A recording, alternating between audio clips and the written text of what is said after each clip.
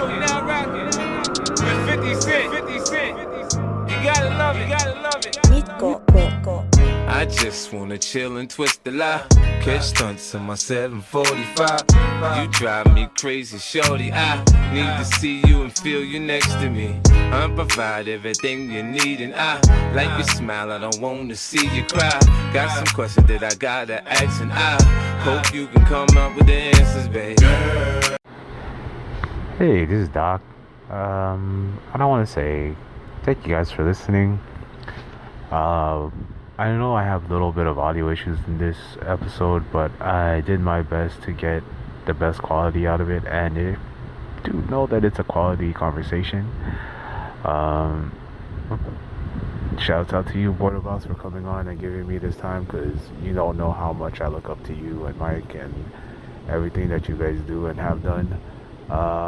But yeah, please enjoy this episode. Please excuse the sound issues. I know I could be clearer and more clarity involved, but this is the best I could do because I am not a professional.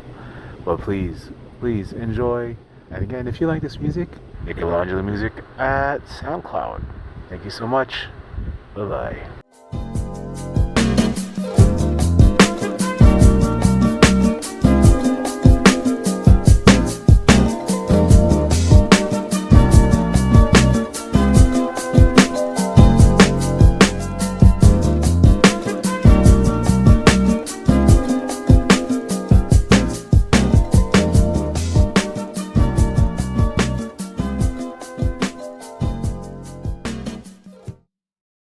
Hey, what's up, man? You interrupted my bit, but I'm gonna still work through it. I'm here to throw a wrench. I'm here to throw a wrench in the works. Oh my God. Anytime that there's an introduction, I'm there to step on it by accident. Anytime there's a mark to hit, I'm gonna mess that up. So we'll start early. We'll get right in. We'll come in hot. Oh fuck. Hey, that's fine with me. Hey, this is Dr. Lariat, aka Doc, aka Gunther, aka the Gunatic Fringe, aka Toriano, aka the man with the flan, aka the Jolly Bee's Knees, and aka your host. And joining me today, I'm a fan of his, strictly on a podcast basis, but he's been a part of a couple hardcore bands that I don't know the name of because he has never named them on his podcast, or if he did, I have to scroll through like maybe the first episodes. But joining me today is Scott, aka Borderboss. What's up, Scott? Yeah, Scott. Yeah, I'll go with let's see, aka the Diet Pepsi Submarine. I live in a bath like the Dune pilot. Just live in a cool bath of Diet Pepsi. So Guild Navigator, Diet Pepsi Guild Navigator. That's my AKA for the day. Hey, all day on that. Like when they go into like that goo, are they piloting based on like the goo? They're piloting it naked in that goo, right? Oh, you want to talk about Dune? Yeah, because I watched both of them and I left like, I guess I watched the Lynch one and I watched like the most recent one and I left like, okay, this is all right. That was my. Yeah. Lynch one tries to tell you what they do, and he does it, in a David Lynch way. But if you remember, the main guy is like a kind of like a slug. Yeah. Creature. Yeah. And that it doesn't matter how they portray it. They always portray it as something has happened to you that you have mutated into another shape. Yeah. Whoever is telling the story can dictate what that shape is. And so David Lynch went with this weird vagina slug mollusk. But they're people that have done so much of the spice that they can bend space. Okay. So the reason that they're pilots is that they can see into the future and they can fly through space without hitting a star. And they can fold space in half to get places quicker because they've done so many drugs. They're so lit up on spice that they can fold space and they can put the part that you're at next to the part that you want to be at and get you there, very quickly without flying through a black hole and killing everybody on board. So when the guy's floating in that mist, that's spice. He's just constantly breathing nothing but spice, and there's like no human pieces left. It's all drugs. It's pure narcotics. Yeah, there's like a term for that, as in like folding space in order to like get into the farther reaches of it. And I'm probably gonna talk to an astroscientist one day, and they'll explain that to me. So, but I mean, I like the way you explain it about taking drugs and being able to fold space into itself in order to get into where you need to get to, and I think that's pretty cool. I feel like that's the problem is our astrophysics departments aren't doing enough drugs. If they did, we could probably go to the Andromeda and check it out. We figured out a way to open a wormhole and go anywhere we want. Yeah. It's because they're all straight edge or they're all squares. They're tightly harder. I, Especially now. I gotta get out of here.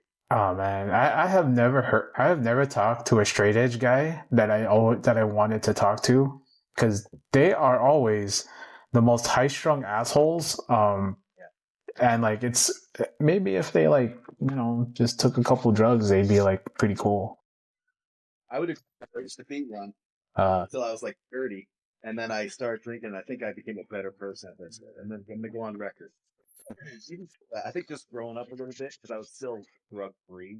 Yeah. I couldn't talk about it, but it wasn't a topic after that. Once you grow up a little bit and stop talking about it, then I think you mellow out. When you're young, it's got to be an element of style. Yeah, it's not a lot of people can bring it up. Like just sitting at a table with people, it hasn't come up yet. And whoa, I don't do drugs. I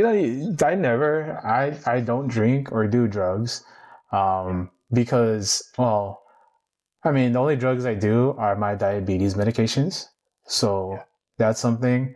But also, Diabetes rules you out a lot of things, right? You can't do a lot of alcohol. yeah, that's the whole reason I became diabetic, I think, was because I drank too much. And then I'd had one last hurrah in Hawaii, and I kind of blacked out in a luau, and according to my wife, it was me and all my cousins. So like we're just a bunch of big Filipino, like 6 foot, 300-pound Filipino guys with our shirts unbuttoned on stage doing the hula dance, disrupting the show, and her, the only sober one, kind of just like, how are you going to stop these 300-pound men? Yeah. You can't. And she didn't. I took up drinking in my 30s, and I think my friends liked it at first because they had all gotten over it. Yeah. They were already past their party years, and I brought them back. Yeah. And I'm like, well, guess what, guys? You don't have to stop partying. You can party again because I'm new to it. Yeah. And they liked that a lot for a little while. And then, of course, I drink a lot of fluid just in general. Like soda, I just pour it in like that Ziggy Zaggy guy that used to be on TV who just slugs down 2 beers. That's how I am with any fluid. And that includes tequila. That includes anything. So if you give me like a pint glass of tequila, I just like drink it like it's a soda. Man. You could survive that for a little while, but not for long. And so I was like vomit drunk frequently in my 30s, and it's really dumb. I'm out with people in public that are friends of mine and they're throwing up places. They probably still thought it was funny for a couple of months. After that, this sucks a lot. As I'm throwing up the friends' weddings, tapered off on party drinking. I hit it hard. Came in hard, as hard as I could. You were making up for your lost time, man. That's what I'm thinking. And you learned how to moderate. I was living and learning in a hurry. Yeah. Hey, like what's hard to like drink. I mean, not hard to drink, but like what's hard to like consider yourself drinking. Like when you drink like some of those like stuff like a pina colada or like a daiquiri, and like you just keep going because like it tastes good, and you don't really taste the alcohol. Russian drinks are the worst. Yeah. It's like margaritas and stuff like that. I love mojitos and margaritas and those kind of things, and they don't feel like anything. Actually, like when they started coming out with like cans of like hard seltzers. Yeah. And there's a truly unruly that's like 8%, and it just tastes like strawberry juice. You don't taste any alcohol. It's 8%. You don't taste any alcohol. That's dangerous. I could easily just get a big gulp of that, just sit down and slug it back with nothing, and then you're drunk pretty soon. 8% is not. It's not like you're drinking Everclear, but that's stiff. Yeah. They start putting out all those kind of drinks like that. I quit now. Okay. Good for you, Right man. up the wire. Right up the wire. I was hitting like all these things that were just like these. I mean, Four Local in that area. I mean, they were hard to drink, but they were also big and sweet. So Yeah. caffeine it just really screwed you up. And I got all the drunkest times I had. Four Locals. Four Locals, those still reserves. Man, you bring up Everclear. I remember one time I was drinking, I took shots of Everclear, and I thought like my cousins were fucking with me because it's like, wait, did you just make me drink rubbing alcohol? It doesn't taste like the food. It doesn't taste like anything edible. Yeah, I was like, wait, what was that? I was like, did you just prank me? I was like, what the hell, dude? And then like, of course, and then I start falling out, and I'm like, oh, okay, because that works fast. That's barely human potable. One difference is like the rum version that it's just it's pretty stiff. I don't know if it's as stiff as Everclear, but it's very stiff. Oh yeah, we're talking about Bacardi 151. You take that shot. Oh man, you I could. brought that to my friend's camping bachelor party, and that was a sweet rock. And there was a town that we went to while we were that lit, and we wandered around the town, going to the bars and doing that stuff. Very embarrassed. Oh Very man. embarrassing to stay on with that. Oh yeah, that's. But I bet you felt cool when you were doing it. I felt really intelligent. I felt Yeah. like, man, I'm really like impressing all my friends right now. They think it's amazing that I can slug back this turpentine and have such a great time. And then I don't remember most of the night, and then I woke up like wrapped around a tree Ooh. in the woods, just in my clothes, like under the sky, just like hugging a tree for probably to keep myself on the earth. Oh man. Probably got that. Hey, hey, maybe you were folding space. I was I finally reached the necessary levels of intoxicants to see clearly through the universe. Trying to put the earth else. I may be responsible for all the troubles, but you might put us in the time. Hey, I yeah. feel like we were played before. Oh, are we talking about living in different timelines and crossing dimensions now? Because like, A really shitty dimension. oh god, yeah, like sometimes I feel like that because sometimes I feel like I'm in the end of 2015, right? Well, if you look at it right now, nothing's really changed since 2015. It's kind of weird. It's just now that there's more assholes being outwardly asshole and racist. So like that's like the difference. Yeah, we have kind of a static culture because you can stay plugged into the things you like for longer than there's nothing that fades away. Yeah. So if you just want to stay steeped in whatever lore you're into, you could stay there for way. It used to be that TV show went away, it just went away, and you had to kind of move on to the next thing. That's how you grow media wise. You don't have to grow media wise. You just keep doing whatever you like, saying wherever you like. Yeah. Some people it's a bad thing, and it's. I was actually noticing because my daughter's pretty young, Yeah. and with some other friends who are a little bit further along in their language skills in terms of swearing and vulgarity and stuff, and they're saying like the N word and stuff. Whoa. Not title, white kids. Huh. Like, hey, slow down. What's going on? And so they were swearing, and I was like, you guys gotta chill. You're around my daughter; she's little. She can't keep up with whatever you guys are on right now. And they're like, and they start saying, oh, can we say like cooked? I was like, yeah, you can say cooked, and they're like, can we say? They just started asking me the other sort of current terms for things, and it's because it's all the same for like young people. Like I know that they perceive vulgarity, but I don't think it hits as hard as like if you tell someone they're cooked online, that has impact. They're like, oh shit. If you tell someone they fell off, like that's an insult. That it Yeah. feels bad to that person. Whereas if you say fuck you, it's like that doesn't mean it. But I think like vulgarity has been neutralized by the pace of language online now, and it just keeps kids always on the bad foot. They have to keep up with that, like not message board, but like chat slang in order to know whether they're being insulted and what currently counts as a fatal hit. And that's troublesome. That's sort of culturally troublesome for old people. Oh yeah, trying to keep up with that slang and like I look at it now like I'm a 40-year-old man, and like when I hear like my nieces, my cool teenage early 20s nieces now talk up, and I'm like, okay, I guess I'm just like speaking another language than they are. So it's just like you kind of find yourself on the outside trying to decipher what the message they're trying to tell. And then also I do have nieces that speak that they use the slang, but they also speak like pretty proficiently just regular English, and they're really good at tearing you down using regular words. You're an old man who is out of touch with the world. That's what I was told, and I was like, "Oh, thank you, niece." I think a lot of it is about speed without depth. Yeah. A lot of the conversations that I occasionally am in bands or doing things with younger people, and they think fast and they talk fast and they pivot conversationally effortless. They just change topics and you didn't even know what happened. But the depth isn't there in a lot of the conversations that we have. I'm sure that they are capable of it. I think a lot of times they're about, like that hit hard and fade away. It's all about speed. You got to be the first one to get the dig in the chat or whatever. There's some kind of weapon. There's just like weaponized blood in the system. They bring signals. They can cut you down very, very quickly and very bloodthirsty.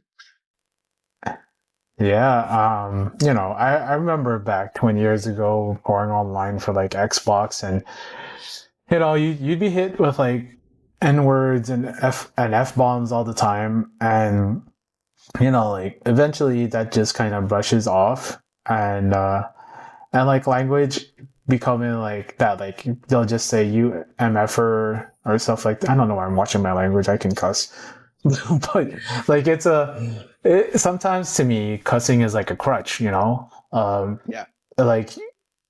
when it comes to like stuff like in pro wrestling, like a guy would say like, hey, you're a fucking asshole, you're a piece of shit, and like that seems like a crutch to say to like, I guess, make a crowd go, whoa, he's serious with a curse word. But I'm like, what is this? This is like elementary school that you're cursing? That's not like, that doesn't add dramatic flair to what you're saying. And it could be a powerful spice if you use it properly. I agree, and I think that like it's lazy and I can't fix it. Yeah. I have times where I'm like, I should see if I can stop saying like C3PO and just speak to it in really proper English for the next one. It's hard. So I do it around. I don't swear around kids at all. I used to swear around my parents. I think that's an adult. I never swear around my parents. Even else, sometimes that breaks. Yeah. And they're rodent everywhere. I felt like whenever my grandma caught me swearing, or I swear, and then like I see my grandma right there, I felt like the worst grandson. Like her old precious ears shouldn't have heard me say these things, but she did, and now I'm embarrassed because when go ahead. Yeah, I had shit cousins. My shitty cousins would swear around my grandparents, and I decided. See, that's the technique. That's how you get so like when I was a kid, my grandma would cook for like 15 of us, but I knew that me and my other cousin were the favorites because we got our plates first. Yeah, that's how I know, like, because we even got it before the babies got it. It's always like, hey, come here, baby. My babies, my two favorite, come here. And then like we get ours, and then we go away, and then everybody else would fight over what's left on the plates. What was grandma's top dish? Hey, so like for breakfast, my grandma would do a couple of things. She'd make a 15-egg scrambled egg because there was so many of us, and you had to like go that. And then she'd also do a scrambled egg with eggplant fried. We call it poki poki. For those who don't know, I am a Filipino man.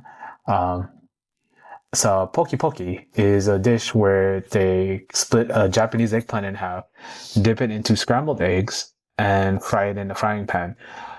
She would also do longanisa. To those who are unaware, our international audience or our American audience, longanisa is like a Spanish term for sausage. But in this term, Filipino sausage, it would be either a Ilocano one, which would be a brown sausage, more garlicky, more savory, or sometimes she'd have the red longanisa that's like more sweet, It's a sweet, spicy kind of sausage. And then to top it off, she'd have like garlic fried rice, and serve that up with some sliced tomatoes and fish sauce, and with a squeeze of calamansi, which is a citrus grown on a tree, similar to a kumquat. And so all that would come together for breakfast. And of course, on top of that, if she wanted to add more, there would also be, top ramen with poached eggs in it. Yeah. And then she would also do French toast, which was the American dish that she was so proud to make for us. Because, we'd ask for like sometimes, not me, I wouldn't ask for American breakfast, but sometimes like the younger ones would ask for like American breakfast, like bacon, whatever.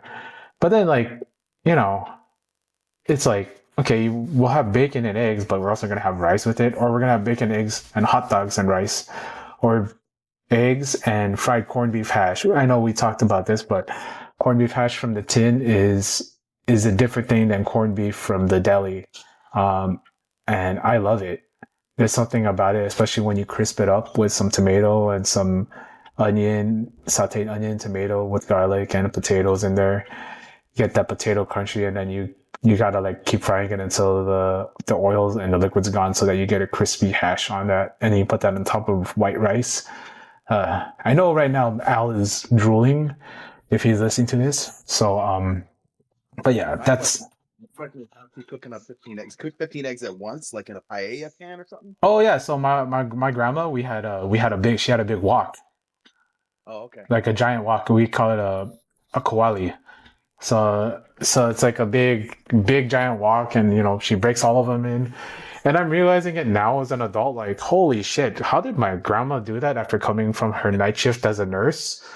She literally come back home, and like her shitty kids dropped off all their kids at her house, and then she had to watch us and cook us breakfast and lunch and dinner.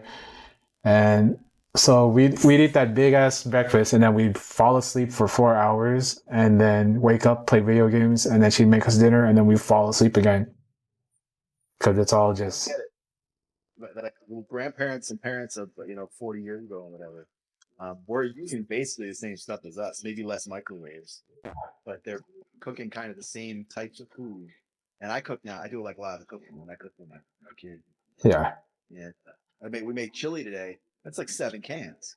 Yeah. There's all these different beans that open up all these peppers and tomatoes and stuff. I had 7 cans up when I was done, and I'm like going back and forth to the fridge nonstop, and I keep looking back at the counter, and there's other wrappers, other things I forgot to put away. Shit, everything. Stuff, like smokies, the spice shakers, just the pepper mills, all this stuff just out, and Yeah. like swirling around the kitchen to put it back where you can take something else out. And I'm like, I don't remember my grandma having this problem. What was her magic that I don't remember her getting this frustrated with simple dishes? I think we were just distracted when we were kids, so we didn't see it. But if I'm like imagining like all this cookery in the kitchen, I'm like, were our grandparents like living in different dimensions and able to like bend time and space to be able to cook all these dishes at once? Yeah. Denied us. That's why they denied us. That's another thing we denied. Our generation didn't get spice. Oh. So we're frustrated when we cook. Yeah. Yeah, that's now I'm thinking about that. That is crazy. How do grandmas like? Because even like my best friend was like Italian growing up, and like his nonna would be like in the kitchen by herself on Saturday and Saturday morning, and then like she'd have all these dishes ready by like lunchtime for us to come in and play. And like after coming and playing, and like she's like, "Okay, you children, go ahead and eat these foods," and then it's like all these pastas and meatballs and sausages and all this stuff, and like she just made it like it was nothing. I'm like, how do you make this full meal for like 10 people just like that?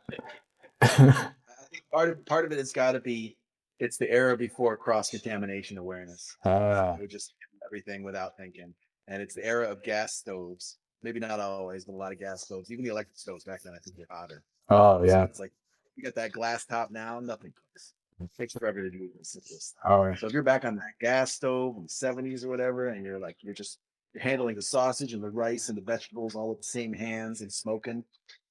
There, how you do it. And it just probably goes quicker if you dispense with food safety and Yeah. with dispersion. And they're cooking in old pans, Oh iron yeah. pans, and the copper pans, whatever they're cooking in old stuff, lead pans, like lead pans. So I'd think it moves quicker if you dispense with certain niceties. Oh yeah. When my grandpa would cook, he would kick us out the kitchen and say, "You have no business here." And like it would like always be like him chopping up some meat like chicken or like some pork belly and just like with just like the most like concentrated face and like disdain for his grandchildren. Yeah. And it's just like, grandpa cooking is that's how you cook. That's how I cook. I want everyone out because I'm annoyed if you have to dance, like you're stopping and waiting for them to get out of the fridge and they're walking to the sink and all that. Well, I don't want any of that. I want that. It's enough trouble as it is. Oh yeah. Yeah. I always try to stay out of my wife's way when she's cooking. And then like we had Christmas at our house, right? This past December. And so like her and her sister were cooking and they were just yelling at me, my father-in-law, and her boyfriend to just get out of the way and just don't say anything. So like there's just like this feeling of like, okay, that's not my kitchen. Okay, let me just not be seen so that they won't yell at me. And then like, That's kind of cool. It's kind of cool if you get permission for not help. oh, but see, like what happens is you don't help, and then all of a sudden it's held against you that you didn't do anything. Like, I set up the table, you didn't do anything. And you can't say like, well, actually, because like if you do, that's gonna be an argument, and yeah, I don't like to argue that much with my wife. 5, man. Yeah. Charge of 5. Right, that's fine. And like I think that hasn't ever been displayed on television, the annoyed cooking. I mean, they have it on The Bear, right? But that's like like that was it that Christmas episode or whatever where the mom's just cooking by herself and she's contaminating everything. Yeah. But then at the end of the night, the food all looks like immaculate. It's like heat kills everything. So if you just accept, I guess as long as you're not making a salad, oh yeah, you're serving salad up with your raw pork hands and you're thinking yeah, because like everything. yeah, man, yeah, because everything is whatever. Because like Jamie Lee Curtis is smoking a cigarette while standing over a pot of like marinara sauce, and I'm like, oh, that's definitely going into the flavoring of the dish. Love. Yeah. Love. Passion. Hey. And I remember like I was watching like a cooking show maybe like 10 years ago or something, where one of the secret ingredients for the cupcake was like some tobacco, and I just thought that was weird. Probably sounds well. People like that flavor. They like that smell. It's all right. The tobacco flavor. Welcome to flavor country, I guess. Yeah, man. I'd like, your podcast. You go over like sometimes you go over like dishes like Taco Bell stuff, like how they brought back like the Mexican pizza or the Cheez-It tostada, and like what is it about Taco Bell that just makes it the perfect accoutrement to a evening out? I feel like it's the one place where you can simulate variety. If you go to McDonald's, you're basically getting a bun with something in it. Yeah. And it's probably the same kind of things. It's probably various burgers and various chicken. Then to get the or you're just out for a real night. You're not really, but it's I love the filet fish. It's filet of fish. I when I was vegetarian, I haven't been vegetarian, but when I was vegetarian, it was like it was kind of a trial, like Yeah. a reason for it. But I was doing it. I was like, I believe I shouldn't be eating meat. I'm just not eating meat. And I did it for years. But all my meat dreams were about filet of fish. It's like I would wake up thinking that I had eaten a I don't really like those that much. Like that wouldn't be the thing I would break. That's not the thing I would break bed yet. But that's all. It was always like that. I'd wake up in a sweat, like, oh, I ate a fillet of fish. Sorry, sorry. Just a thought. I don't know why I'm thinking of you with like the Ebenezer Scrooge sleeping cap, and you know like that one board game like Don't Wake Daddy. That's Um, me. I had the stocking cap and the slippers, like sleeping in the slippers. yeah, you just like pop up and you're like, hey, the flail fish, and then, I'd run to the window. yeah. You there, boy? Did I eat a fillet of fish last night? Oh, you're fine. You Yeah, but didn't I think break. it's like when it comes to at least the Taco Bell that I kind of grew up on. But I wouldn't say grew up on it. It wasn't here until I was almost a teen. Oh, So for us, it's new, and it landed right after I kind of awakened to international cuisine. Because I grew up in a pretty white part of the world, and just like we had a couple of token restaurants in town, but we didn't go to them very often. And I found this place, Garcia's, which was like this white run, but it was Mexican food, yeah. and I loved it. They took us there for Spanish class in grade school, or whatever. So I fell in love with that place, and then like a couple of year or two later, we got Taco Bell. I was like, oh, game on! This is awesome. I can go eat there cheap anytime I want. Hell yeah! And then I worked at the grocery store that was adjacent to it. I basically just go there nonstop, and me and my friend just made it sort of a part of our personalities. And I was already kind of hooked on soda by then, and you can get unlimited refills. It was one of the first places Yeah. I did that. So me and my friend would just basically go sit at Taco Bell for 4 hours. Wow. Couple of knuckleheads sitting around drinking sodas and like $3 was cheap meat. Yeah. It's great. You could get so full. And it was during the taco. It was during the Burger Wars. I don't know if you're probably old enough for this. There was a Burger Wars thing where Oh, burgers. yeah. Do you know about that? So they went down to like 29 cents and 19 cents and stuff, and Taco Bell dove in on it, and they were selling tacos for pennies. Mhm. You could buy 10 tacos for $1 and stuff. We got so fat. We were such fat kids. Yeah. That's where we got into it. When we were young, it was just interesting and cheap alternative, and it was at the mall too. So you pivot. You could like when you walk from room to room in your house, and your Apple Play follows you or something like that. Yeah. That's how my school was. I just took it with me to the next place. So I kept bringing it there. Oh man, you know, like those refillable sodas are like were like a game changer. Because I hated when you go to like say like a Wendy's or something or like a Carl's Jr. and like they only have like the soda thing in the back, so behind them, so like you couldn't like like whenever there's like a fountain, you're gonna get a water cup and you're gonna steal some soda. And Sure. yeah, so like I always hated like when they didn't have the fountain, then you had to ask for a refill, and then you had to pay 35 cents. And Taco Bell killed all that, and I'm thankful for them for that. You know? Yeah, they put pressure on the others because I remember you could even go up and ask for refills at the places that hadn't come around yet. Yeah. They had been bent. The bill of tacos that you had. Yeah. And now everywhere has like either has a fountain thing or they have a Coke Freestyle. And like Coke Freestyle, it never tastes as good as you get it from a fountain because sometimes those flavors mix in with like flavors you don't want end up mixed in with the soda you get. And that's like my issue with these Coke Freestyle machines. It also seems way waterier. I don't understand how they can't. I mean, it's doing the same thing. It's putting soda water and the juice fluid together, the same as the other team does.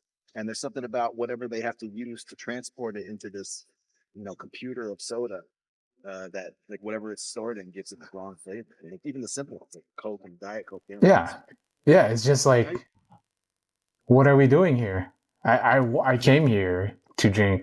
I just wanted, maybe like an orange soda. Maybe I just wanted a Sprite. Maybe a Sprite with a little bit of like cherry in it. But no, I'm getting like a vanilla orange cherry root beer Sprite, and that's not. I mean, I think what would we call it when we were kids? Suicides? Is that what we called it? I don't know. Yeah, we call them swamp juice. Yeah. Me and my friend swamp juice. We called it something else. It doesn't just entertain the public, especially. Yeah, everything just all mixes together, and like it's just yeah, those Coke Freestyle machines. Good idea, bad execution. And the fact that they don't have that button. Why don't they have a suicide button on that thing? Yeah, just all at one. Yeah. Give me everything. Give it to me. I want all of it. And it says, "Are you sure?" And I say, "Yes, give me all of it." And that's what I want. And I want to taste that, but they don't provide that. Yeah, and like I think of like you know, you ever watch that episode of Simpsons where like Bart and Milhouse get like the all syrup squishy, and like when Milhouse tries to drink it, it's too thick. So I always think about like, I wonder what that actually would taste like. Because if it's pure syrup and ice, well, I mean, it already is pure syrup with ice. So is that just pure frozen syrup? It's well, it's like if you go to I don't know if you guys have. Well, we have Spoots. It's our like bodegas around here Okay. that have ice cream kind of built into them, and they'll do a build your own sundae, and it's just kind of free. So you can go to get like they're $1.30 for a couple scoops of ice cream, and they just leave you alone with like a whole bunch of stuff. And so you can put all the candy and sprinkles and whipped cream and stuff. They won't give you the drizzles for those. That's where they get you, I guess. But you could go pretty hard on just like M&Ms. I mean, you could just basically pour yourself 3 bowls of M&Ms. That's like $7 worth of candy, and nobody stops you. You find out pretty quick as a kid that it's like a be careful what you wish for. It's not good. Like I like to eat as much as anybody else, but eating a bowl of like all the sweets at once it's impalatable. It's not really pleasant. Yeah, like you guys bring up like Cobra on your podcast a lot, and he made one of those pizzas where like, you know, he puts one topping, 2 toppings, he puts all the toppings on there. Like when you do that, I mean, the idea is, oh, you're gonna sample everything in one bite, but when you do that, everything just kind of like becomes one flavor. Yeah, $92 pizza. Oh man, it's like all the toppings on it, and it's like he wonders why he doesn't know it's the real. Oh yeah, free money from the internet, and he still spent immediately. He orders all the liquor and beer and multiple pizzas and Taco Bell and McDonald's all at the same time, and sits down, eat half of it, and then sets the rest on his counter for a month, and then comes back and eats that way. I had about we've been watching King Cobra, Gothic King Cobra, since he was a kid almost. Oh yeah, just a strange cop. When he had a full head of hair. Yeah, he had a full head of hair. Full set of teeth. He had bangs. Yeah. He used to have phones that he could flick out. That was what got me into watching. There was one of his videos where he was just sitting there at the counter, just flicking his teeth out and licking like the vampire face. He's just such a fucking weirdo. I love it. And then he played guitar, and it's terrible. This is the greatest. It's the greatest book. Yeah. He's stuck with him for years and years, but now that he's just this moldering pit of weird consumption, I can't really watch him eat. I can't really watch him. I'm squeamish about certain foods. I'm pretty tough overall about a lot of things. When it comes to like mixing old fish in with just all the stuff that he does, just kind of liquor drinks. Was he made Mountain Dew mead? Oh my! I don't even. I thought he made like some kind of Skittles drink too. Yeah, how do you drink that without getting botulism? It looked like botulism. It looked like he's still alive though. Is he though? Maybe the botulism took over. I mean, an assortment of germs. Not to be mean, but I did watch Dune 2, and I kind of like took like design cues for the fat pilot from Gothic King Cobra, especially like the teeth. Like, oh man, that guy's teeth falling out. His teeth have been a horror show for a while. I guess that's what I've been told about. Oh yeah, that's sad. That might be better for him, and I hope he gets like fake teeth. Because I imagine him with like 2 straight rows of chompers, like just a white bar on the top. Yeah, I just like, because like he's kind of like a giant misshapen baby, like a baby that went through a machine and got aged up all the way, but they still only have baby hair, so that's why he's like balding, because that didn't catch up to everything. I also do. His filthy hands, his filthy nails that he cooks with. Yeah, As he ate meat. I love. The I love when he owns people by taking a shower and then puts on the dirty clothes he just took off to take a shower. So he uses some tactical soap to get Yeah. nice and clean, which I don't trust that. I don't trust that he even knows how to use soap because he's soaking down and looks. It's like eventually, if you wash even 2 times, your hands should start to clean up, unless you're Yeah. you can't. And I don't That's why you think need a pumice soap. he's the lava. The lava. Yeah. Yeah. Oh man. He's got nothing like that, and he comes out still kind of looking reeky. Disgusting. Hey.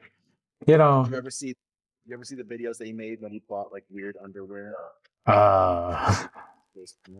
No, but I'll definitely go ahead and look that up. My audience, you should look up Gothic King Cobra. He has a quite a history. And he did get laid last year, so that's cool. Yeah.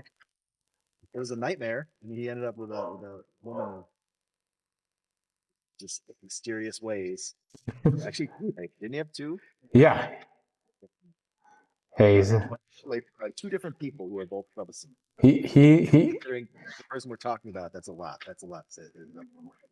Hey man, that's he's a lucky guy, So you just gotta find love in a hopeless place, Live for every pot.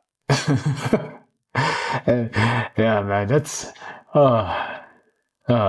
geez. When and my question, I have another question for you, man. I think I asked one wrestling question already, so we can just skip that. I usually I do have some wrestling background. We can come back to it, but I do have ridiculous background. Okay, well, let's get into it then. How did you get into wrestling? I mean, they're not good stories, but they are. I have had 2 phases because everybody my age got into the rock and wrestling. All right. When Cyndi Lauper and Lou Albano joined forces to create pop culture phenomenon with the help of MTV. I liked it, and I was interested in it, and I was interested in those toys, those big, the super heavy rubber wrestling guys. I was interested in all that stuff, but it was hard to watch the event itself because it was like hours. I don't really watch TV that way. I don't sit down. When I was a kid, I watched plenty of TV, but I didn't sit down and watch one thing for 4 hours. I had watched like football games and stuff, so I wasn't used to that. And a lot of wrestling is kind of slow, especially when you're a kid. And it's the '80s, so they didn't even have the same kind of like special effects and storylines and stuff. It was literally just 45 minutes of 2 like hosses slapping each other in the ring, and it was hard to stomach. But I liked the idea. I like Piper's Pit. I like Hulkamania. I liked the Ultimate Warrior. All that shit was pretty awesome, man. I liked the cartoon, and I liked when they would show up in other weird places, like when Hulk Hogan would show up in a Rocky movie or something like that. I thought all that was amazing. Gremlins too. So I liked any of that stuff, and I was really big fan of Mr. T. Yeah. Brought over a little bit. That was a big deal. Any of that stuff, and obviously I like Cyndi Lauper and all that kind of pop. Captain Movie and the Super Mario Brothers show that he was on, all that shit. But the actual fact of wrestling didn't figure into it. I didn't even think I even knew when it was on. So if I caught it, I'd try. And I think I maybe add by one of the famous ones. I know that early WrestleManias I've seen. I saw a few of the early WrestleManias with my dad. I know I saw one of the legendary ones, like something that had to do with some sort of like Hulk Hogan, Andre the Giant. Oh, okay. So I was into all that, and then it went away. Like I don't know if this is everywhere in the world, but around here, pretty soon after that, wrestling became kind of like a trashy thing. That was still it's with car dudes and all this other stuff. Like the guys who had the pre-irony mesh hat way high up on their heads. Guys who had Camaros in middle school, who had mustaches in middle school. Tom Arrow.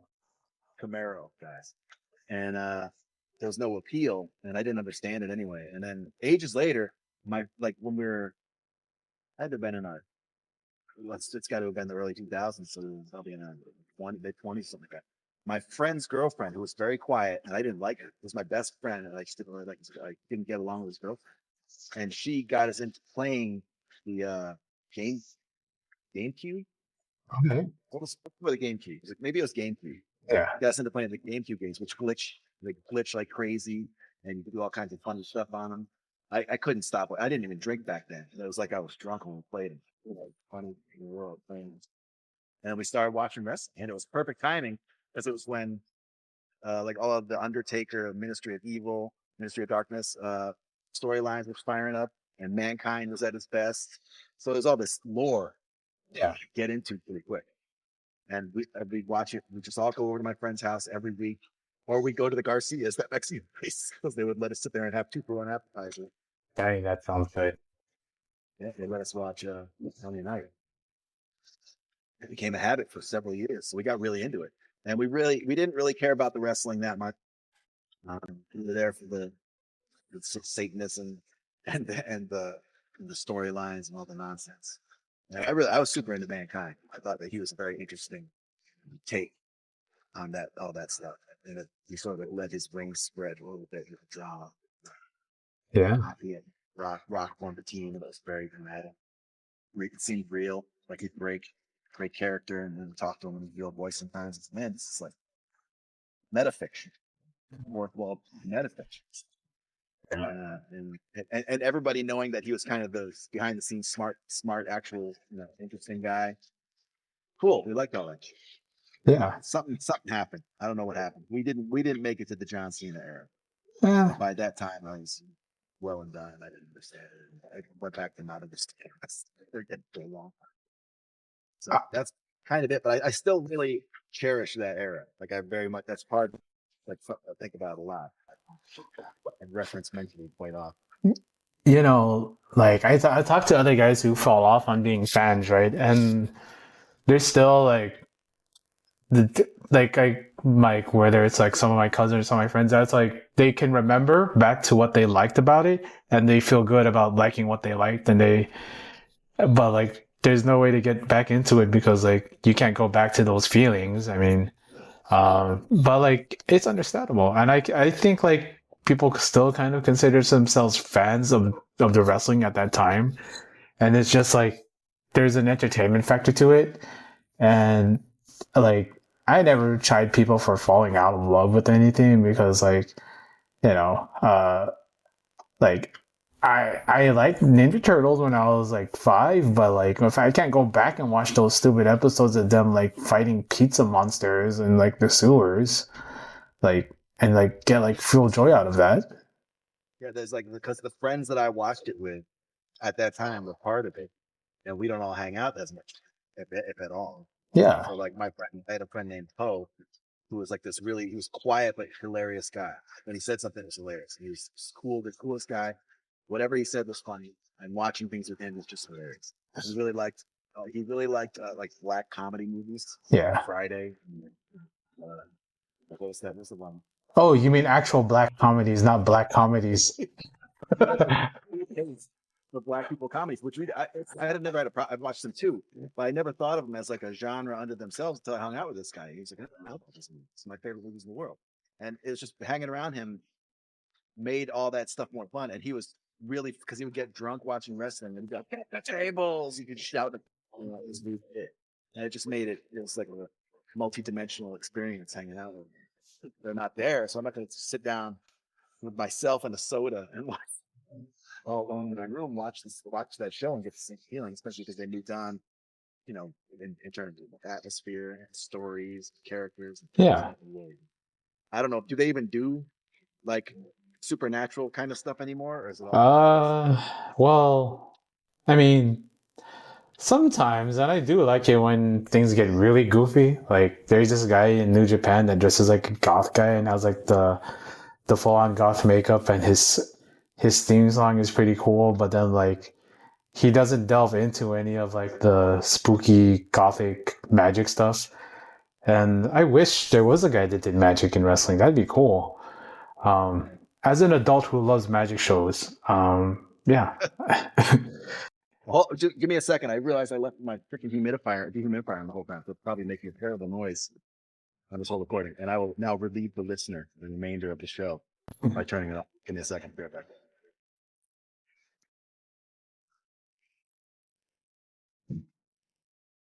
Somewhere beyond the sea, somewhere waiting for me. And I stand on golden sands. Da, da, da, da. All Yeah, so my things take. headphones, I can't really hear it. Yeah. But when I was quiet for a second, I heard I excessively weird. Yeah. I wish I was more concerned with my audio, but like it is what it is because I don't like have a studio, and if people are cutting grass or like I think I was doing a podcast earlier and then like the ice cream man just stopped and then he just played the song over and over again, but I couldn't tell the person to stop talking during that because they were saying things and I didn't want to like interrupt them because the ice cream man ended up being there for like 30 minutes. So whenever that comes out, I'm sorry, Mara, there's going to be an ice cream man on the background, probably selling his. Cool. That's kind of tonal. That's like it's kind of interesting to have. Oh yeah. Oh dude, did you play Twisted Metal? Like, dude. Yeah, we played a little bit when I was. I'm not really a gamer anymore. I was when I was a little kid. I played. I was broke when I was poor when I was little, but we had Atari, and I didn't get Nintendo. Wow. No, he did. My cousin did, so I played a bunch of Nintendo, and I didn't have anything until I was like an adult. Who had 3 months, and all those old games were in pawn shop and nothing. So, Hey. but I can't. Like I'll play like the new GTA Yeah. whenever it comes out, and I let Red Dead Redemption the first one, and probably like the moon. But I don't have 140 hours myself in any capacity, but sit down and play. There's not a TV in the house that has a computer. It's just Yeah. so I play like the Switch games with my daughter and stuff. I have such a backlog of games from like I thought I was gonna play them, but I never finished them yet. And like I just started like finishing some of the games that I'm just like, oh, I guess I'm in the last generation still. I think it's amazing. I think that I think that it is it's like the apex of human culture. Yeah. But the work that goes into making them kind of bulletproof, so you can wander anywhere and do anything, and the game doesn't break, is unbelievable. And the fact that they put music and visual and story. You're basically playing a movie. Yeah, they're making a movie that you can fuck with Yeah. real time as much as you want, and it'll keep going, and it'll keep rewarding. And they thought of everything. Not in every circumstance, maybe. There might be some delicious, maybe some bad things, but so the good ones, they thought of everything. They thought of everything you could possibly do, and they put in sort of invisible guardrails that you don't even get irritated by in this part. Yeah. That's unbelievable that you have things like that available to us, and that they're just these things we kind of take for granted. Especially the younger people who grew up with them, they're a little marvel at. Yeah. At the fact They that just parallel. they're playing like Minecraft or Roblox, so it just they don't really think about like or Fortnite. They're not even thinking about the graphical upgrades on all these modern generation games. Usually it's like the old men who still play games who are like entranced by all this stuff. Yeah. Yeah. I mean, that's because they see that stuff looks okay, but not, because it still doesn't look real. It looks great and it functions and everything, but it still doesn't look real. So if you're a little kid, you're like, well, if that's supposed to look real, it still doesn't. So well, call me when you get there. Yeah. I keep playing the thing that doesn't need to look real because it's fun. It doesn't slow down my machine or require extra bandwidth. Yeah. It works on my phone. That's why I like playing. You talk about like when you got like all this free money and you bought like all the old games, and then Cat Williams did have like a bit on that, like you could have one game, or you can have the Nintendo 64 and have all these games. Well, I guess I'm gonna have the Nintendo 64 then. I'm sorry for doing a Cat Williams. It was good. It was pretty good. Yeah. This motherfucker. Yeah. Okay. I did try to keep up with like the first couple of PlayStations, and I liked it because they had a lot of weird Japanese games on the first PS1, and maybe even PS2 too. I played all those like No One Can Stop Mr. Domino, Mr. Mosquito, all those fucking crazy games. I like that vibe more, and I like Katamari Damacy when that came out. Oh yeah, that game was so cool, and I do like the soundtrack that goes along with it. Music was great. Yeah, The jokes, the way the king talked to you, it's hilarious. yeah, he just domed you the whole time. He was fin doming you, Yeah. calling you a piece of shit. Yeah, just call it was fearless. It was like fearlessly rude. Yeah, Given that it was kind of kid and it wasn't maybe necessarily it was kind of kid presenting. yeah, Bob the game was an abusive like father who was putting you basically in lines. In line. yeah. Great lessons. You know, and like we're seeing it today with the politics of like people outwardly now saying that children do yearn for the mines. So like I'm gonna get a little bit like tinfoil hat here, but like I feel like all these games about mining and crafting and going in and digging out and finding all these like, you know, precious metals has been an indoctrination for children to want to go ahead and go into that kind of career. There was a they used to say that gaming was indoctrination to make you a better drone pilot. And there's the movie about the kid that got the real NASCAR or F1 or whatever it was. Yeah. Driver in video game prowess. But the truth of the matter is that you're right. The population of a small nation is now mining for recreation, and they've been led to believe that cool things will happen.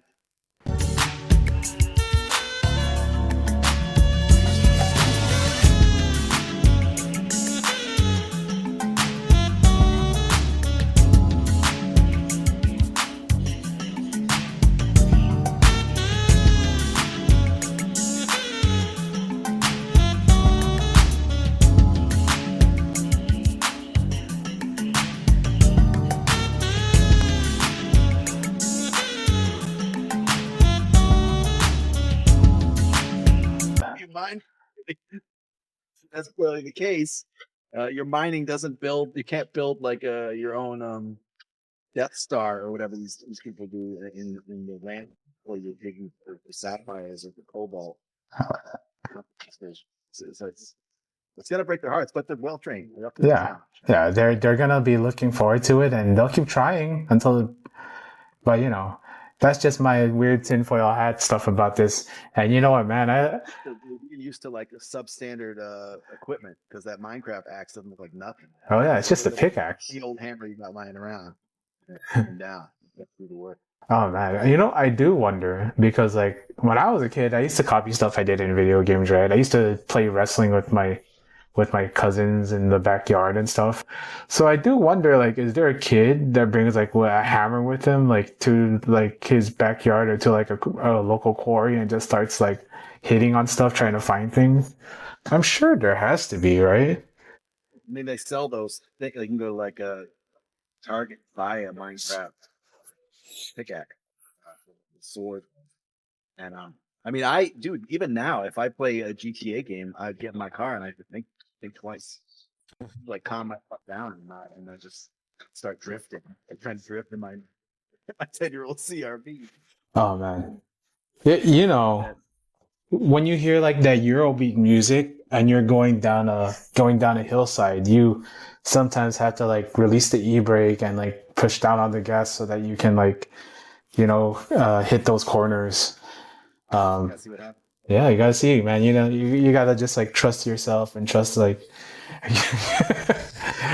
Yeah, you know, I love drifting actually, so that's right up my wheelhouse. But it's just like you have an actual driftable car, like something that's made for that? No, no, I do not. You do it your family wagon. Yeah, you know, but the family car, the family RAV4. I mean, that has all-wheel drive. I mean, and it does have 310 horsepower. So technically, I think I could go drifting and I'll be okay. But why would I risk the life of my family while we're going on a nice trip to Costco? Like, hey, I'm gonna hit this curve like at 100 miles per hour. So say a prayer real fast. Yeah. I had a pickup truck for a while. Were you It was cheap. was it a cool lifted bro truck? No, Ah. it was like a little Nissan. It came with tinted windows that I kept getting pulled over for. I didn't know that they came that way, and I kept getting pulled over. It was like limo tints, and the only 2 windows they had, which you can't do around here. And I broke it a lot. I smashed it into a lot of things because you can't have a rear wheel drive like that. Ice and snow. You're supposed to put, like most people who have any sense, put weight in the back. They put like roofing tiles or sandbags, something if they're going to insist on driving these things. That's what I do. But I was just like, yeah, I've been driving here my whole life. I know what I'm doing. And it doesn't matter because if something goes wrong and you're in that kind of car, the next thing you know, you're spinning in circles and you don't know how it happened. Like nothing indicates to you you're spinning circles. Someone just cuts you off in snow, and the next thing you know, you're spinning and bumping into the guardrails. And that happened to me. I've never crashed a car other than Yeah. I kept like bumping into things in this car in the snow and the ice. And even when when my wife and I were still new, I just took her out for a spin and we crossed the bridge and someone like swerved around us and did this move. And then they caused the car in front of them to spin out. And so I had to do a tactical maneuver and we were spinning. And so I grabbed the e-brake and I turned into the spin and I stopped it, but she was just looking at me like I was fucking nuts. She was like, "Why weren't you worried?" I was like, "Oh, I crash this thing all the time." but I told them the things nonstop. You must have sounded. You must have been so cool with the e-brake up, and you just are in so control, as cool as a cucumber. The fact that I was used to that makes me look like a fucking fool. Like, why do you live like this? Make it a car. Just spinning. I was like, oh, okay, this is my life, and I've accepted it. Yeah, yeah. I was like, hold on. I'll get us out. I don't think we crashed in anything that time, but I when I gave it up finally, it was a wreck. The whole front end was all smashed up. Yeah. No, that's all right, man. Like also on your show, you guys also for a bit like went over like the romanticism of the sit down Pizza Huts. I don't think I was able to experience the Pizza Hut buffet. I did experience Shakey's, where you get like the chicken, the mojo potatoes, and the pizza. Yeah. But what is it about the sit down pizza place as opposed to like just a grab and go? Because I think it's go. In simpler times, like we don't do that. We don't eat pizza out anymore. Yeah. Like I mean, you see this online where guys make the old school Pizza Huts in their garage and they're like lunatics.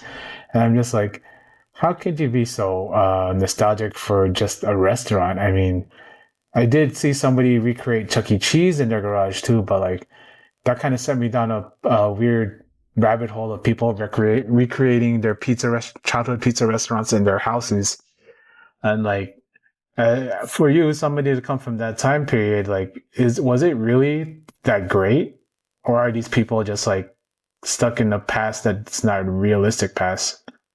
I was watching it was a video. I don't remember what the name of the video was. It was a video about why restaurants don't look like they used to. Yeah, the way that even like new fast food restaurants have that kind of like sleek modern look or that industrial, like Chipotle or whatever has that industrial look, and sit down restaurants have the same thing. It's just austere, clinical. yeah. Everything's got this like maybe it's rustic wood, but everything else is sleek and kind of featureless. And it's not like they don't have like French horns hanging on the wall or like old bobsleds or flowers anywhere and like that. They don't do that anymore. And the premise was that all of our restaurants that we grew up with when we were younger were based on this aesthetic from like the 1890s to the 1920s. Oh, It was for all these reasons. And it was because I don't remember, I'm not going to do this justice, but I guess like in California, or maybe it's in Hollywood at the same time, there was this concept of a fern bar, which was a place where women could go to kind of drink and hang out and feel a little safer because it was dark and it's just like you didn't have to look. I don't know what it is, but it was a whole thing in the 70s, 60s, with these fern bars. yeah. And more people could party easily. It wasn't the hard man saloon.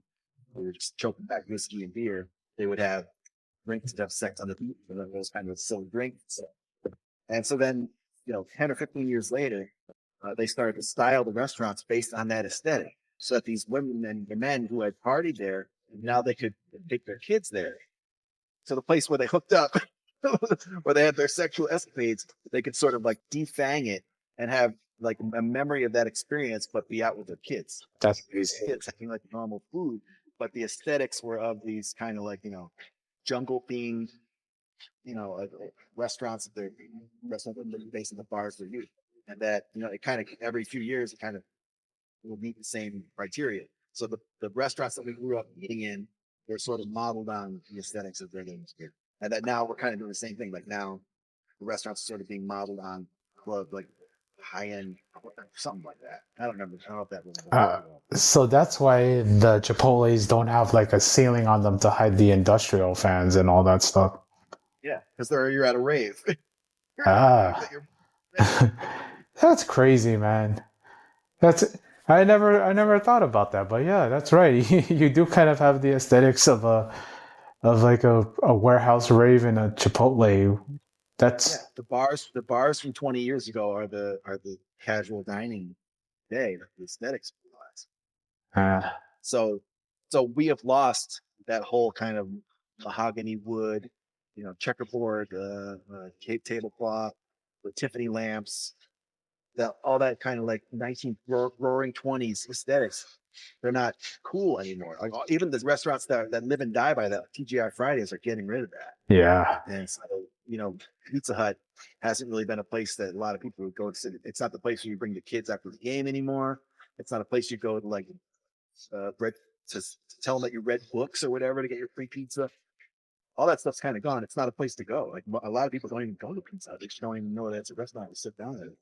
Because who goes to a restaurant to eat pizza? Pizza comes to your house, especially after COVID.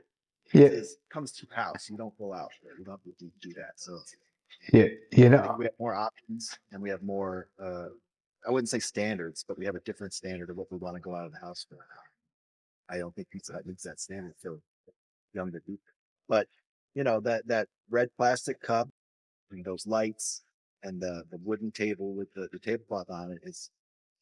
It's unbeatable. It's an unbeatable appetizer that you really pumped up to eat a really questionable deep dish pizza that is 90,000 degrees too hot.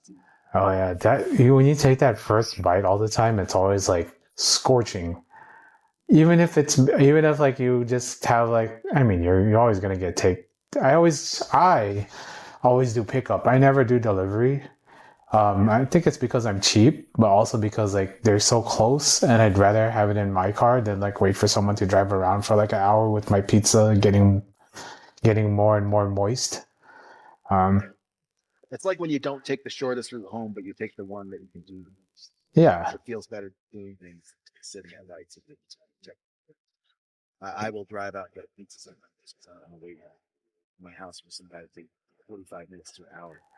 Yeah, and then you get the soggy pizza box at the bottom. So like, I remember we ordered that one time and like the pizza almost fell through the bottom. And luckily I was holding the bottom because I was holding the bottom of the thing, but it felt all wet. And then the pizza box went onto my arm and I was holding the pizza up. And I was like so mad because like this is a place like I usually go do pickup, but I couldn't this time. I'm not going to name them because that'd be mean. But like, there's some... And like you go to like an Italian restaurant and there's pizza on the menu, and sometimes I want to order it, but like in the back of my head, I'm like, why am I going to order a pizza at an Italian restaurant? But I'm like, but yeah, I don't know if I even trust. Do you really know how to make pizza? Like, isn't that secret lost to your people? It's been kind of subsumed by like a totally different stratum of culture now. The pizza expertise is strictly in the purview of strip malls, these places where you serve like a slice. Oh yeah, That's the DNA of Italian restaurant. When I think about like those hoity-toity, what do they call it? Like boutique pizza places, where it's always the same thing. It's a very sterile environment, or like there's it's either very sterile or there's like marker graffiti everywhere. And I hate that. And then like the guy serving you was always a guy like in a white t-shirt with gauges and a big mustache, and he has fully sleeved up, probably has a ponytail. And then just like thinking about like, man, why do I trust this guy to give me a pizza? I like it's always like the same guy too. Like the guy looks like he got off heroin like 3 months ago. But yeah, there's something I trust more about a fat guy who makes a pizza than like, well, in general, I usually trust like a fat chef more than a skinny chef. And I don't know if that's like my brain playing tricks on me because I'm like thinking, oh, this fat guy, he knows what to eat. Versus, oh, this skinny guy, he's probably really picky about what he wants to eat. And I'm sure that plays into it. He's waiting to get off his shift and go do some blow. He's never tasted this food in his life. Yeah. Because like, I watched The Bear, right? And like, I know Matty Matheson. I know he was a chef. He looks like a chef I would trust. I love his YouTube channel. Yeah. But I like the way he talks too, because like it's so easy to copy him how he talks. But from Philly, he's from Philly originally, right? He's from Chicago. I think he's from Toronto. Oh, is he? Yeah. I think him with like a Philly accent. Oh. I suppose like some of the voice. Maybe because like I watched The Bear, right, and like everybody on that show is like too skinny for me to trust, and I'm like, why is everybody so angry at each other? But I guess that's TV, and you know, like TV food is different from real food, and you know, I guess. What's that? It said it maps to the actor, to the is he a cousin, like the older brother with the blue eyes who gives him all kinds of trouble all the time? Oh yeah. I've only versus, but that guy shows up in a lot of other stuff, and I expect him to be the character from there. He's in some Star Wars show. He's in Andor or something like that. Oh yeah, he's the Thing now. Yeah. Yeah. So if he shows up someplace, I give him that side eye. Like, is he going to do the same character? And sometimes he does. He kind of does the same thing, and it's just intense, aggro, frustrating guy in every single thing that he's in. Yeah, in Andor, he was pretty much the same character because he was just like on edge the whole time. Spoilers about that guy, because when he dies, it's a kind of satisfying when he dies, honestly. You're like, I'm glad that you got rid of him. I don't have to deal with him anymore. He's not giving me the stress. Because like I guess that guy like mastered the art of stressful acting to make everybody uncomfortable. So I'm pretty curious to see, like, because if you watch the trailer for Fantastic Four, he's like cooking up pasta sauce with a robot, and like, you got to add some zip to this, and I was like, he's gonna call the robot cousin, and I hope he does. Yeah, I feel like they edited, because I think that those are very oddly edited trailers. Yeah, and I think that it was edited in the way that you would see the thing and know that it was that guy because of how odd he was to the robot. That they. Like, people need to know that it's the guy from The Bear. I don't even know his name. Yeah. Evan Moss Baccarat. He's that guy. His bug eyes he is frustrating intensity in person.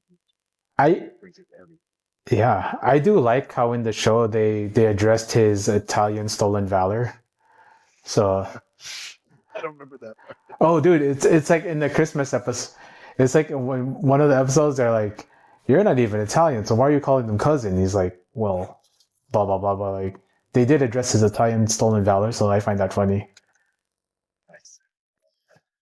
I found that I was liking that show, but it's so irritating. You know, like the act of cooking is presented as such an irritation that it was like simulating work stress, and I have work stress. Yeah. So it's like I don't know if I want to simulate. It's hard for me to watch TV, so it's like I don't know if I want to give the hour that I have today to additional work stress. Hey, when you were making your chili today, and you were getting more frustrated with each ingredient, like opening each can, chopping up that onion, making sure it's simmering right. What is your psychology in your head to make sure like that nothing is burned, nothing goes over, nothing is overcooked, nothing is like too raw? What's the prevailing thoughts in your head? I don't know if I have it. I think I'll do things to kind of at least like vouchsafe that it will be cooked safely. Uh, So if I think the burner isn't working that well, I'll throw a lid on it just to make sure the heat gets all the way through the meat. I'll do some things like that. I'll throw in like a little water, so it kind of steams in it or something like that. Or I'll go, okay, well I gotta really do this up. I gotta get the clutter out, chef man's skate, and really like knock it out of the park. It's gonna burn otherwise. But our stove sucks. We should have gotten a gas one. We didn't. And we built like a whatever. yeah. We don't play one burner that's any good, and it's too hot. So if you turn it up 1 micron too high, everything you put in there is going to be a hockey puck, and you can't stop. And I'm always like to grab the pan, shaking it, try and cool it off, and cook things. And pancakes come out bad. Like I have to be a hawk when I make a pancake. As soon as I see one bubble, I got to put. Oh, man. Yeah. So you guys have like a glass top stove, huh? Yeah, it's. I mean, it's not total. We bought it new when we revamped our house. We bought the whole so all the stuff in the kitchen was new, but that was 2010. So it's pretty old, and it's a glass top electric stove, and it was never great. It just wasn't great. Yeah, I had a chance to sink it and put in a gas stove and stuff. It's expensive. Yeah. We have the gas range, and then my father-in-law installed like, I don't know, a super burner so that he could use the wok in the right way. So like it's pretty funny to see like the blue flames like engulf the wok and cooking it. Like how like that's like a skill I wish I had. I mean, I watch him do it, and like he kind of does it with just like a small like towel, but I'm like, how do you hold that much heat with just like a little towel? And he's like, no feeling. And I just did a really bad impression of him, and I feel bad about that. But like I was like, man, that's cool. And yeah, man.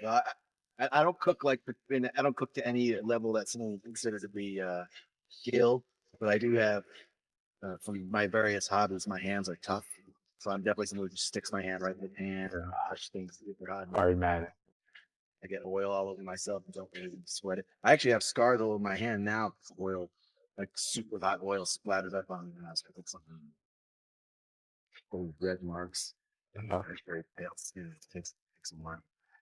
But they're not going away. I'm like, oh, these are for life. I definitely compare myself to life making like a chicken, like some sort of meal kit chicken. Oh. Oh god, now I'm thinking about like all these like burns on my arm. I'm like, oh, these little burn marks came from just trying to make like a pancake or like trying to fry chicken at home. So my question, because you're such a food guy, you're a fast food guy. I mean, you're not a fast food guy anymore, but what is a 5-item order from different fast food restaurants that you would always get, that you would get to make your own fast food last meal? Oh, like if I could go to a bunch of places and get assemble a master dip. Yeah. Can I get something from Jollibee because I've never been there and I want to taste it? Sure. Jollibee. Oh. I only get one from Jollibee. All right. Oh, I'm just gonna interrupt. So, Jollibee is like, it's an institution for Filipinos because we love fried chicken. I'm gonna go into the history of it. So, the Americans brought over fried chicken during World War II, and they also brought with them like spaghetti and meatballs recipe. However, back then, like all the Filipinos had to go on was the ration kits that the army people would get. So it's like tin food, right? So they'd get like, I guess like canned tomato, a tin of like hot dogs. I'm not sure how they got tin of hot dogs, and like some tomato sauce and noodles. And like, this was like their spaghetti. And then Filipinos are thought like, oh, all these Joes. Now I'm sounding like would ask for like ketchup, right? So there was a banana sauce that already existed in the Philippines. And so they would eat the fried chicken with the banana sauce. And because like the spaghetti sauce that they were making was so salty, they decided to add the banana sauce to add some sweetness to it. And that's why Jollibee has the sweet spaghetti. And it's tied to World War II. And now it's pretty much everywhere. And I hope for you one day you get to try some fried chicken, a yum burger, uh, and some jolly spaghetti, because that's what they call it, jolly spaghetti. Um, if you ever, I am into it. I'm into it when a place that doesn't seem like it should have spaghetti has spaghetti. yeah, The skyline chili, that kind of stuff. I have no problem with it. I think other people, at least from my region, have a problem with the idea of putting chili over spaghetti or getting spaghetti over pasta. Not me, because I remember the Wendy's Super Bar had spaghetti on it. I would eat it. It's completely fine to have that. I miss the Wendy's Super Bar. Yeah. Yeah. Did you guys have the big one that had like the tacos and everything? Yeah. Like you could go there, spend like $8 and leave with like a whole. You just really you were eating like a king. Yeah, it's great. We had that and we had Ponderosa around here. Ponderosa had a hack where like you could come in and have the grand buffet, which is all kinds of stuff. It's like an early one of those, all you can eat real food kind of things. And they had all this stuff out, but if for like 10 cents less than paying for that, you could get the burger and get the bar with it, and they would give you fries. So you get a burger and fries basically for negative 10 cents. My You're gonna get the salad bar anyway. So we would go and we do that, and that was like $5. All you need $6. my God, all these fat boy strategies you're devising for me, and like they don't really exist anymore. It makes me long for those times when you could just go to like a Sizzler and just like destroy a salad bar. Um, Yeah, it- I don't think any place, all the places that had all you can eat concepts, even the China buffets and stuff that used to be pretty common around here, they all closed during COVID. And Golden Corral's all closed down. The Ruby Tuesdays with their little salad bar, which is not all that bad, those closed down. We don't have any Ponderosas or any old country buffets, none of that. So I don't even know if I wanted to eat all I could eat. I don't know where I would go other than a casino. yeah. Go to a casino, but I can't go to like a restaurant anymore. I do. We still do have we have some pretty good all you can eat buffets here. Um, a lot of like have like the crab legs too. And like man, there's nothing like a good all you can eat Chinese buffet where you have all the variety and then you just like eat everything soaked in like grease and salt and you just live, man. You just live. And again, bringing me back, what is your master pack fast food meal? And that so I want something from Jollibee, even though it's not I'm not entitled to it. So I need like something. What's the top of the line item that I should ask for my death row? Well, you always I mean fried chicken is fried chicken. And, like they're fried chicken with gravy and rice, I guess. But like if you're gonna get something from there, you could I always recommend their chicken sandwich. Yeah. Or I mean jolly spaghetti on the side is fine too if you just want to like take that off your list of like having tried. But there's Reach through time. If I could reach through time with a special time lens, I want the sketchy barbecue burritos that they used to have at Mighty Taco in Buffalo, where I'm in college for a while. nice. Where they came on some kind of flavor grab. That was a new concept at the time. I don't know what the flavor. It might have been a sun-dried tomato. But it had like this kind of a tangy barbecue thing, which is also kind of a new idea of burritos around here, and they were awesome. Nobody else likes Mighty Taco. Nobody else likes Mighty Taco. I understand it. I think I just got to just they keep trying to get that. Use my time lens to also reach back to the '90s and get some volcano Taco Bell. Volcano burrito.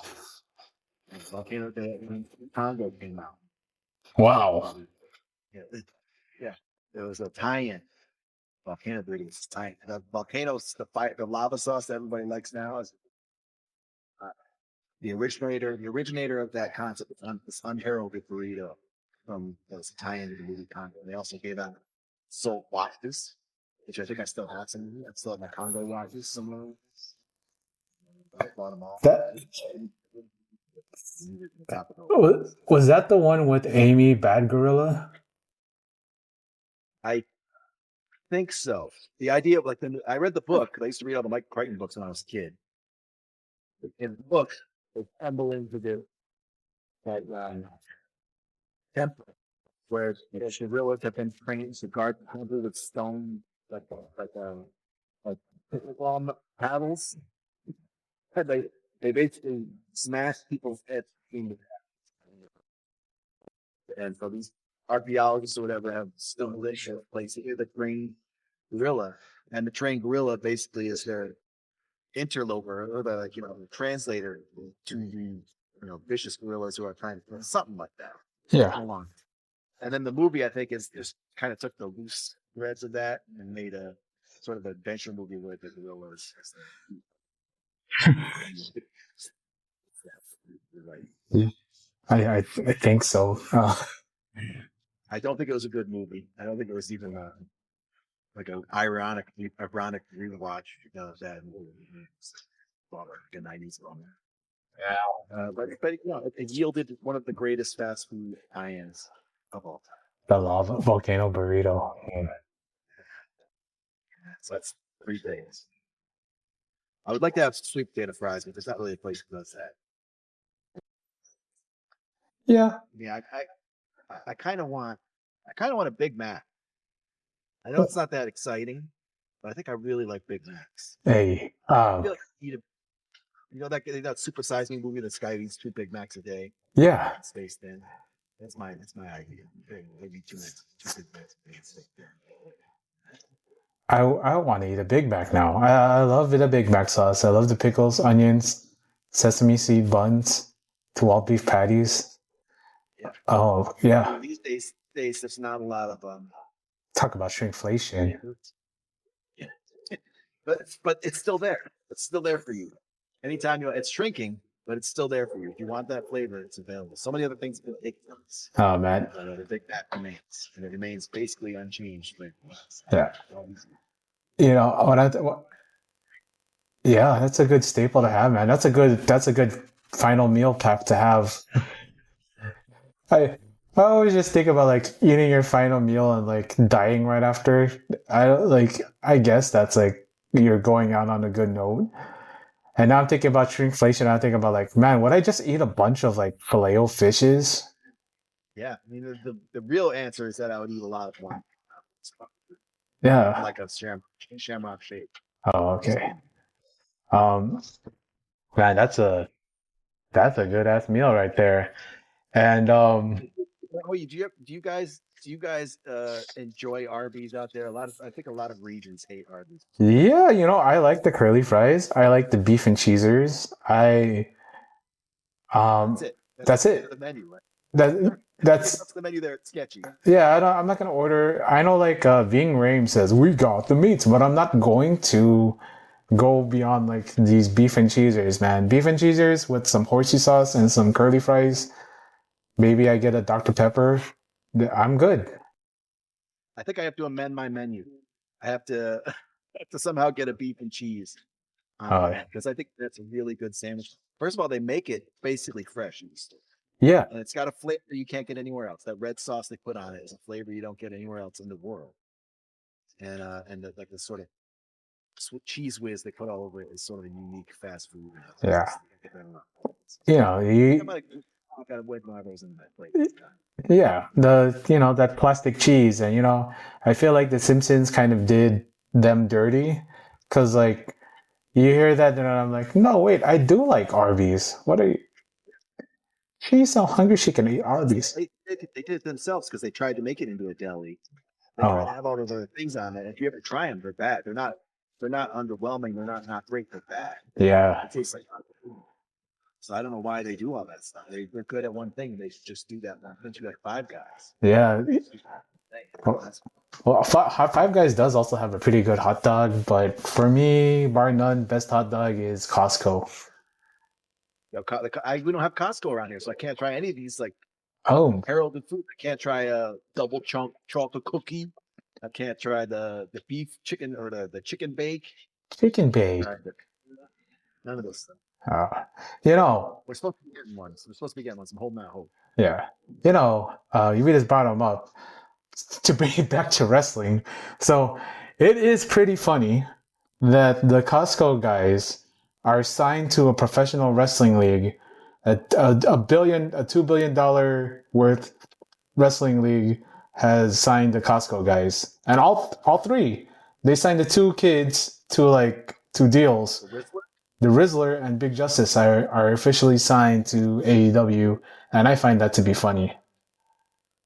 Do they have any format that could allow that? Do they have like kid wrestlers or anything like that? No, well, like the Big Justice kid, he like does moves on like full grown men. So there's that, and I think They're wrestling now, like they're involved. They're doing it now. They're involved now. yeah, they I saw them live in Los Angeles, and like he got the crowd pretty loud on his side and we were singing along with that stupid song. Oh, I'll send you the video of me singing that song, and the whole crowd was singing, "We bring the boom." That's what we do. We bring the boom. We bring the boom to you. Yeah, you know. Well, more power. I think the dad is a piece of shit, and he's got a lot of skeletons in his closet. Oh, If you dude. ever seen any behind the scenes stuff with them, it looks very troubling. Wait, I don't mind it. he kind of holds that one teenage kid hostage to keep filming and repeating over and over again. I think I saw that video, and I'm like, and then I think the Rizzler's dad is the guy that kind of films him around the house and going to like Target, and the Rizzler kind of looks like he has a more normal home life. Yeah, people love the Rizzler. The Rizzler comes from a loving family. I believe that. I don't think you can be. You can't have the twinkle in your eye that boy has. Oh yeah, and yeah, I always like to end my dinners with dessert. And I know you said a shamrock shake already, but that's more of a beverage to your for your super pack fast food last meal. But what is your favorite dessert, man? I have a really like my mundane answer is that I will always have just like a vanilla saucer with rainbow sprinkles. I'll eat that. I'll eat that 3 times a day. I'll never get tired of just having like a good old vanilla saucer that's covered, completely covered, like 2 layers of rainbow sprinkles. In fact, I'll just eat rainbow sprinkles. I'm like a shaker of rainbow sprinkles at my house. So they don't have. They're not like there's anything in there. They're wax. Yeah, yeah, that's I feel like a better. Oh, I'm going to use my time lens again. Because once upon a time, there used to be a restaurant here. I don't know if they were nationwide. They're originally called Mozzarellas. okay. And it was like a chain. And then they were called the American Cafe. I don't know why. And they weren't that good. The food was okay. It wasn't that good. But they made a peanut butter pie it looked like the Jawa sandcrawler. It's enormous. There's this enormous, like, non-Euclidean wedge of like peanut butter ice cream on a plate that was so much food and was delicious. It was awesome. It's like, you see, I think other people do those same kind of pies now where they mount so big that cut it or slice like ridiculous, like a trapezoid or like that. Yeah. Yeah, that's the first place I ever did that I knew it. So it was like a peanut butter chocolate ice cream pie. And it was great. And even when I was like trying not to be a fat kid, that would test my abilities. 6 pounds of with ice cream. So that's probably my choice. If I have that or like a fried ice cream. I do love the fried ice cream from El Torito. Oh man. Yeah. Now, so most of the less chain and Mexican restaurants. They did have it. There was a Chinese place that did it, and it was untrustworthy. I don't know what they put on it, but it kind of tasted like you're getting a little bit of gasoline. oh, It might have been a liqueur. It might have been putting some spirit on it. Maybe they were supposed to make it flambe and forgot to flambe it. Had a heavy flavor of some large molecule. that sounds great, man. I want to thank you, man, for coming on and talking to me with all this nonsense and like getting me out of like being stuck about talking about wrestling, because there's nothing more. What am I going to tell my audience I hate them? No, I'm not going to tell them that. They probably already know that. But you can only talk about things so many times, man. We brought up wrestling, so that's fine. But I want to tell you, like, I'm such a big fan of you big fan of Mike, specifically your podcast because I've never heard your bands. So We didn't talk about this. Do you want me to quickly embed this because this information isn't that widely available? I would tell people that. So there's a site you can go to. It's Hollagator, like Holla Back Girl, Holla Gator .com, where I collect most of the stuff I ever recorded. Not everything, most of the stuff I ever recorded is just stuck there. And it's all just haphazard. I just threw, if I had MP3s where I could quickly make MP3s, I just stuck there. So everything we ever did and everything I ever did is up there. Moved everyone. It's fun. Other than he did a thing with our friend Aaron called Dooe, DOOE. And that's an amazing thing we should talk about someday. But so me and him were in a band called Eviction with 2 X's, EVIX silent, which was our sludge metal band. And that's the band that I'm most proud of in this life. Like that was fun to do. It was fun to write. I think the albums are cool. And we played through giant amps, so it was like cool. I didn't have a bad night. You know, we showed up when we were going to be loud and impressive. And Mike's a good frontman. No matter what we were doing. And then we did another band with mostly the same people called That War with Shadows, which is more like a skittery, like a at the gate score kind of, at the gate score, that kind of stuff. And that was earlier, but harder. So we didn't always have good nights. Mike was still great, but we could show up and have bad gear nights and have bad playing nights and stuff. But our drummer was amazing. So something like if your drummer's good, bands.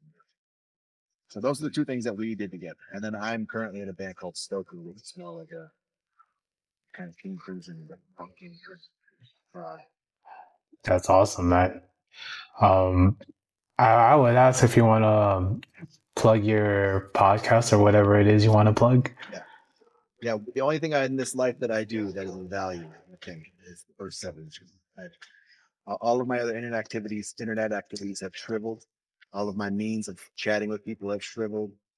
I used to be a man about town on the internet, and now it's just me and Mike with our microphones, like some fucking conspiracy theory basement guys, reviewing a single record. That's it. Patreon, someone's got a couple bucks that can do us talk about tacos and EV, Hot Wheels cars. If you don't have that money, that's fine. You could just listen to the other part. We put more work into that. That's a thing that's like labor of love, takes a lot of work every week, which we don't tell everybody. And it's another secret for you guys on this show, whatever this show turns out to be, that it's a huge amount of work to do this silly podcast that we make now. So we're proud of that. It's cool. Going to go on for a while, probably. At least the free version. See if this Patreon keeps still on there. I think it's cool to make a couple bucks. That's another 8 hours worth of work. Yeah, man. Like, I know I told you this, like, in the DM. I don't know if you took me seriously, but like, what you guys do, like the whole doing it yourselves, and like just putting it out there, what you want to put out there, without regards to like what everybody like what's marketable, what people want. I love that. That's why I'm doing what I'm doing, because of you guys. Living my manhood dream. Well, it bites you sometimes. If your audience ever expands, Yeah. ours isn't big. We aren't serving millions of people. You know, we're serving maybe in the thousands. Okay. Maybe. That's pretty good, man. But we're used to, we do everything as though we're still on our old knucklehead message board, kidding around with people who they talk about. And sometimes they don't. And sometimes people write to us who don't get the joke, and they're upset, or they post not that often, not as often as I thought. Sometimes, especially because we do the thing where we lift people up, we put the business out there. Not everyone is in on the gag. So every now and then we get this feedback that's like, you guys are fucking assholes, you're stupid, you got everything wrong. And it's funny that when someone tells us we got everything wrong, that's never true. It's like one pet issue that they had, and they like, well, you said this, and that's not true. Like, that's not everything, dude. There was an hour's worth of stuff that we talked about. They'll just focus on one thing. Yeah, you're just mad about that one thing, and that's okay. We'll issue, what do you call it, like errata? Like a newspaper one that apologizes for its errors. I would be happy to do that. If someone wants to tell me what we got wrong, I'll talk about that the week later. But once you get beyond your little huddle of friends, and you're in the public, and it's gonna get weird.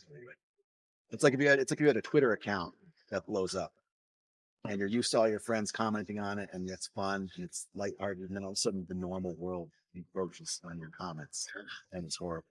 It's a nightmare. It's horrible. Everyone's mean and everyone's disgusting. Yeah. No, we haven't hit that mark yet. Yeah. Someday we're going to be in the real public. Just waking up For our lives. Just waking up in sweats thinking that you ate a filet of fish. And we've already had, in the old internet thing, we used to do something called podcast down on Facebook.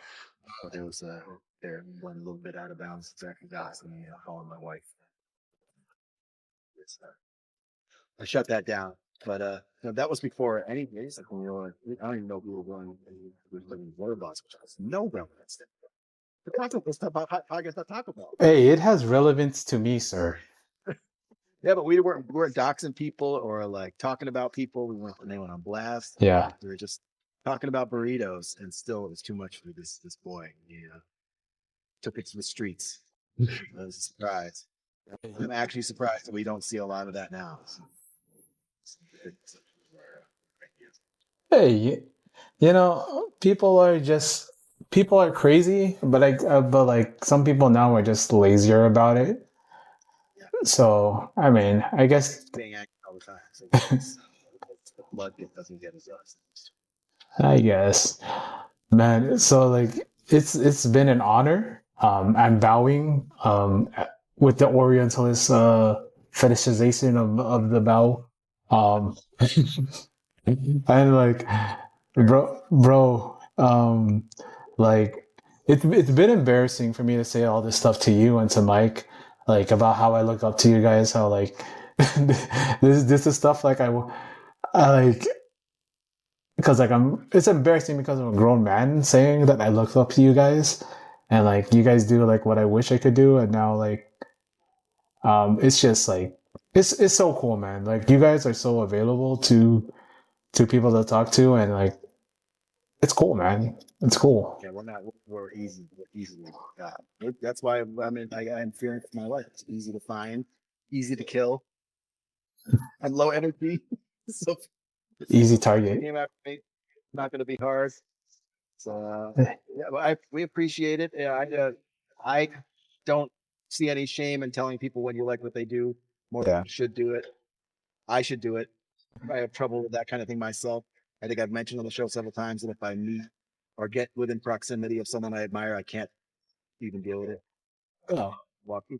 And we're not talking about celebrities. It's like he's like 4 feet away from the guy from Godflesh.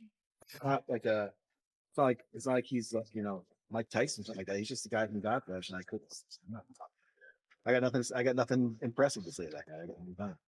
So other people could just be like, "Hey, I like what you're doing." I'm like, that's like cool. That someone can do that. I didn't know that was an option.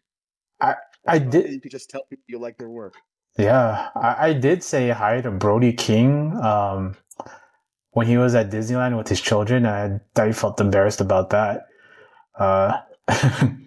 Yeah, I don't know, because I feel like I should bring something to the table, and if I can't bring something to the table, I don't want the interaction.